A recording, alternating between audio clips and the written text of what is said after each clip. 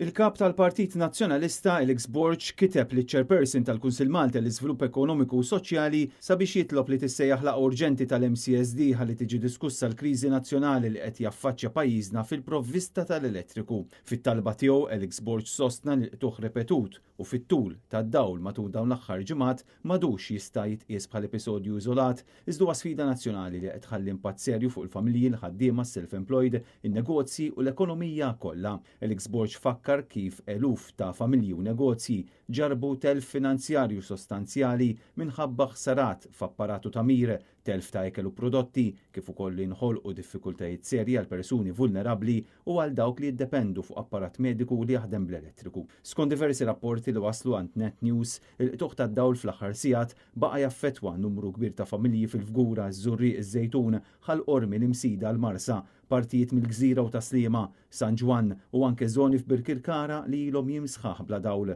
Matul il-lejl partijiet mill-Qawra u Santa Venera esperjenzaw ukoll qtuħ fil-provvista. Dawn il-każijiet kollha qed jinżammu moħbija mis-sit ta' Lene Malta u l-Gvern qed jipprova juri stampa daqs li kieku m'hemm ebda problemi. Alex Borg minnaħa tiegħu appella biex l-MCSD jiddiskuti mingħajr aktar dewmien ir-reżiljenza u l-kapaċità tal-infrastruttura elettrika nazzjonali, il-miżuri immedjati meħtieġa biex jiġi assigurat servizz stabbli, l-impatt ekonomiku tal-kriżi fuq il-familji u n-negozji, il-mekkaniżmi ta' sostenn u kumpens għal dawk li sofrew danni, kif ukoll il-pjan fit-tul għall-investiment meħtieġ biex Malta jkollha infrastruttura moderna u adekwata għal bżonnijiet tal-pajjiż u appella biex il-laqgħa tal-MCSD issir fl-iqsar żmien possibbli bil-Partit Nazzjonalista jtenni li huwa lest jagħti s-sem tiegħu b'mod kostruttiv u responsabbli sabiex pajjiżna jkollu infrastruttura li tkun kapaċi tlaħħaq mal-ħtiġijiet tal-lum u tal-futur.